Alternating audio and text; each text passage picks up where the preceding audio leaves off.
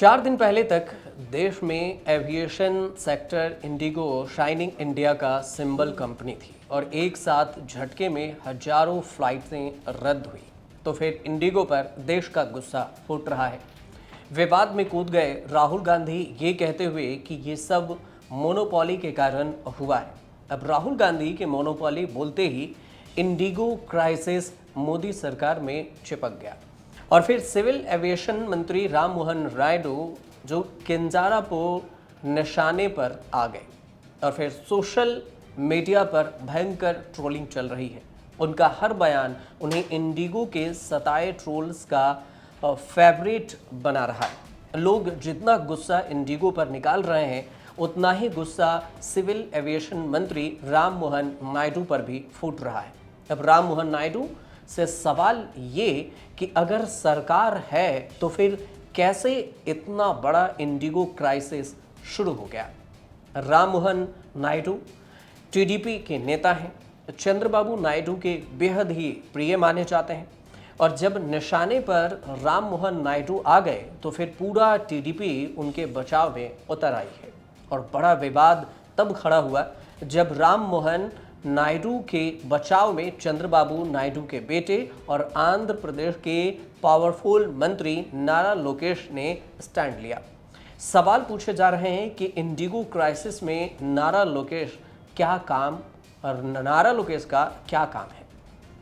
अब राम मोहन नायडू जिस टीडीपी के नेता हैं उनके समर्थन से मोदी सरकार चल रही है और चंद्रबाबू नायडू ने मांग कर सिविल एविएशन जैसा मंत्रालय लिया और ये एक ऐसा मंत्रालय है जिसके पास उड़ाने के लिए विमान नहीं है और उसका काम एविएशन को रेगुलेट करना है। और इंडिगो क्राइसिस में यही काम नहीं कर पाए सरकार और सिविल एविएशन मंत्री राम मोहन नायडू। राहुल गांधी ने जब मोनोपोली का ताना दिया तो फिर राम मोहन नायडू सरकार के बचाव में सिर्फ इतना कह पाए कि उन्हें राजनीति नहीं करनी चाहिए। और इससे पहले अहमदाबाद प्लेन क्रैश भी राम मोहन नायडू के कार्यकाल में ही हुआ। हालांकि एयर इंडिया अब सरकारी कंपनी नहीं रही। All the passengers who have faced difficulties during delays or cancellations, there are strict civil aviation requirements car which is in place, and all the airline operators which are under permission to operate in the country, they have to strictly follow. And the passenger rights, the passengers, whatever facilities or the benefits that have been extended through the car have to be provided. And there is a strict regulation from the DGC and from the ministry also to ensure that this happens. And when extraordinary circumstances happen also, because the sector has grown multifold, this is not a sector which is the way it has been 10 years or 20 years before. Now it has become so much more inclusive. The network has spread so much, and there are 5 lakh people traveling every day in this network, which only 2-3 countries in the world can boast of. And that is the capacity the country is holding today. And please listen to me. And whenever any facility regarding the software also, let me make it clear, sir. Regarding the software, what the inquiry is also being done on that. Airport Authority of India is thoroughly looking into the system fault that has happened, and thoroughly whatever necessary feedback comes in, we will do it.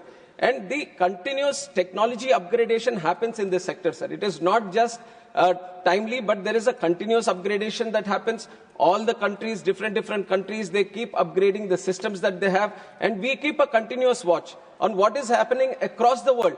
And our vision from the government is to have the top standards, global standards in the country for aviation. And it is with that vision that we are working. And all the systems, all the technologies that we have in aviation are definitely up to standards, and proper mechanism is there to ensure that they are upgraded on time.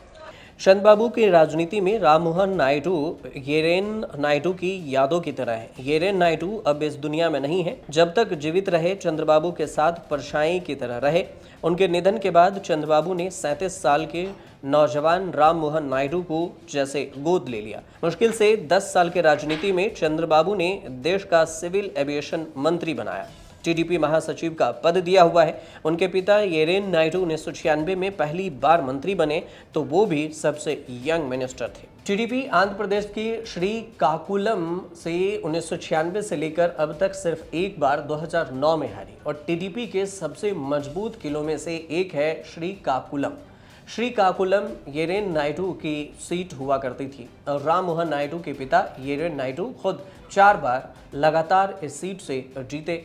2014 के बाद तीसरी बार राम मोहन नायडू की जीत हो रही है और 2019 के चुनाव में टीडीपी के बहुत ही खराब प्रदर्शन के बाद भी राम मोहन श्रीकाकुलम सीट जीत लाए और राम मोहन नायडू से 2014 के बाद 2019 और फिर 2024 के चुनाव में जीत हासिल करके हैट्रिक लगाई। पता नहीं राम मोहन नायडू को राजनीति में आना था या फिर नहीं, लेकिन येरेन नायडू दिल्ली में सांसद बने तो फिर राम मोहन का एडमिशन दिल्ली के डीपी स्कूल आरके पुरम में करा दिया और अमेरिका जाकर इलेक्ट्रॉनिक इंजीनियरिंग और फिर एमबीए की डिग्री ली।